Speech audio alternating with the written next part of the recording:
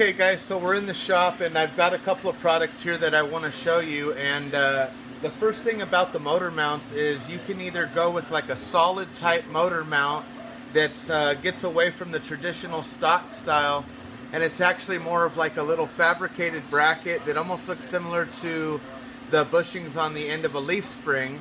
And then you'll have a bracket from the engine that'll just clamp over that and a bolt goes through it, and it's basically a solid system.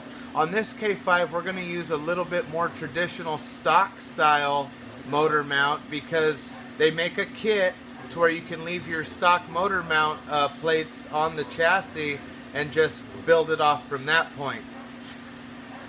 This is the stock style that we're going to be using. I'm going to be reusing this stock factory outer housing, but you can see how small the internal wore out motor mount was.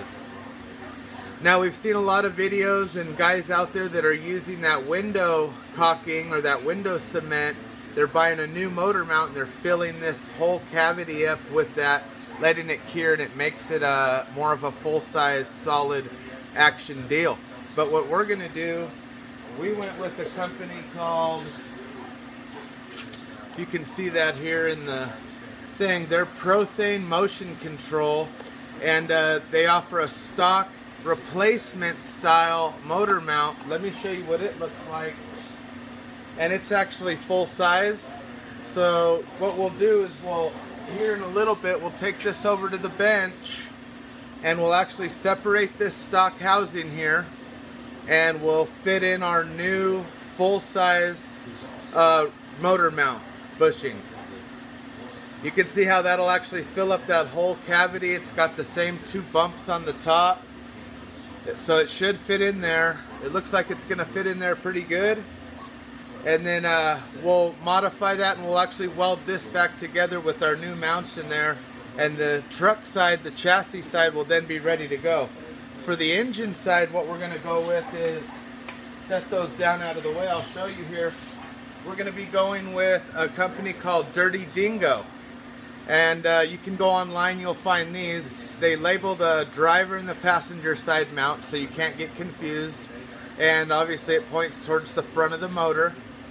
And they're slotted to get all the adjustment you need, because when you're installing these LS motors into these chassis, into the cars, the trucks, that type of stuff, depending on the front cross member and maybe where your transmission's going to mount and everything, you can actually get a little bit of adjustment out of it with hopefully not having to modify anything on the chassis. So we'll mount these on our 6.0 when it's time to drop it in and leave them loose. And then we'll get the transmission cross member. We'll show you that later with the transmission mount. And we'll leave that all loose. So everything's kind of slot play until we have everything lined up where we want it. Dingo, you can get these online. You'll have to go online and get the current pricing. I'm not 100% sure what we paid for these. We bought these several months ago and have had them here in the shop. Behind me you can see we've got the chassis here actually in the shop area finally. You saw it out back real quick when I showed you the intro video. And we've got our Deaver leaf springs on there. I'll go over that, and we're actually installing the Holley Sniper EFI fuel system on this as well. We'll go over that. But so for the motor mounts, this is the system we're going to use. It's going to be a good system utilizing this new full-size bushing. See, once that's in there, that's really going to be a nice deal. It's an off-road vehicle. I wanted to let the engine have a little bit more cush than going with such a solid mount. For drag application and high torque launching off the line and that type of stuff may be better. I don't know, I could be wrong. You let me know in the comments, but this is the system we're going to go with. These here, I believe I got the set. Once again, you'll go online to Prothane Motion Control and get the prices, and you can see they sell all types of tie rods and bushings and all kinds of rubberized different, you know, mounts and whatever the case is, transmission mounts, that type of stuff. Not advertising, just showing you what I got and what we're going to use to kind of help you cut down on your research. And once you see us install these, you'll kind of know how they work and you can decide if you want to go with that kit or not. Okay guys, we're over here at our vise on our workbench, and we've got the stock motor mount housing in the vise, and I want to show you basically what you got to do to take these things apart. It's pretty simple. You just gotta, here's the other one, it's all complete. If you flip it over to the bottom side, the mounting side, you'll see that these little holes here have like just a flared end. And basically all it was when this plate slid over this plate, it had those little nipples pointing up. They set the top plate and then they just crushed these sleeves, and that's basically, it's like a big rivet almost. And that's all it is. So all we got to do is take your grinder and grind these to where they're completely flush with the rest of the surface here, and get rid of that whole little ferruled end.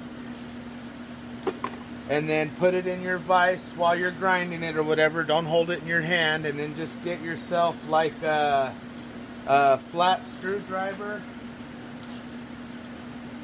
Something like this. A flathead screwdriver or a nice chisel or something that you can put in the gap. Let me bring you guys over here.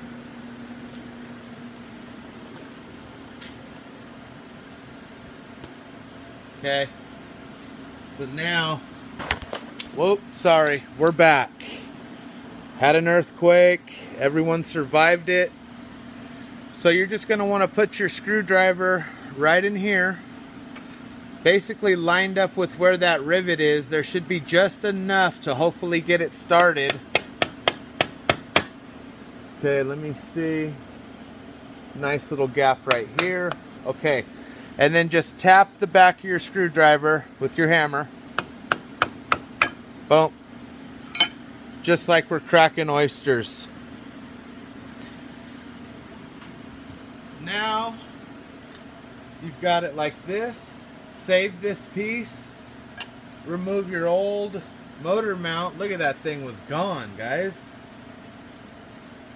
And then now we'll take and we'll remove this from the vise. Here's the rest of your motor mount. And we'll take and clean these two housings up. I'll grind this all nice and smooth on both sides, and then we'll actually weld these two holes up with the welder. So if we ever had to get back in there, we would just drill those welds out and it'll be almost like the same factory setup. Let me grab one of the new ones and see if it's gonna fit. So here's our new polyurethane prothane. Remember, we went over that earlier. Let's see what we got. And wow, wow, wow. Look at, and that's not even cleaned up or nothing yet, you guys. And look at how good right off the vise that's already gonna fit up in there. That's crazy. Got our bottom plate, see? And it'll go right up in here. We'll clean all that up. We'll put it in there, we'll compress it in real good, and then look at what we've got now. Look at what we've got, look at the difference. And can you imagine the stability that's gonna give your motor? Even if you're not doing a swap or nothing, just go with these nice, badass, bigger mounts and get it done and do it right.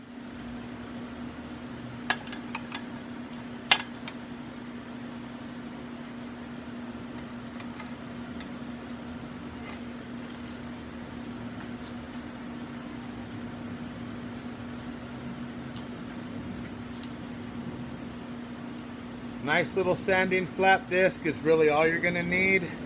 Let's go ahead and get this other one ready to go.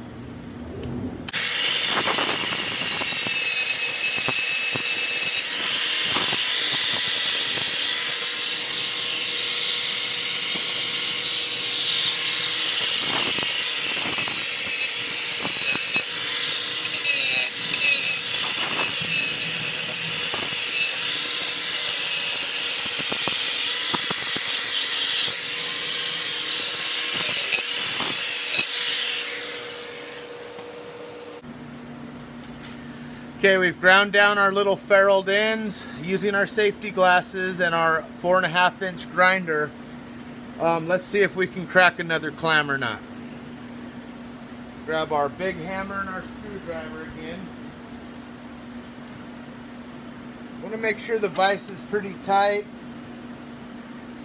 Come in here, find your, let's go on the side you're on. Come in here, boom. Come to this side a little bit, bam. We're eating crab. We're cracking crab, we're eating crab. Here we go, other side. Okay, pop it off over here. Dinner for two. Let's get these all cleaned up and then we'll meet you over there and show you how to install them. Okay guys, this is a little bit later obviously, and you've seen in the video I was gonna just stop with the first motor mount we did, but then I went ahead and showed you guys how to grind it down and open it up.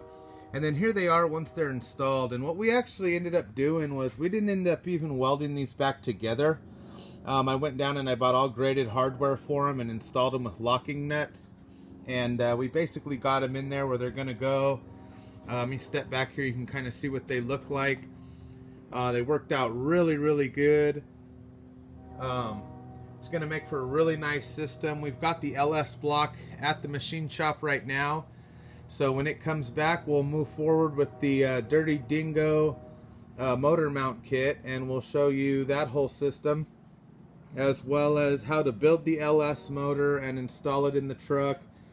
You can see that the chassis is coming out really good. There's going to be a video following this, getting you all caught up on the K5 Blazer build, and we'll be moving forward. So thanks guys, hit like, subscribe, we'll see you soon.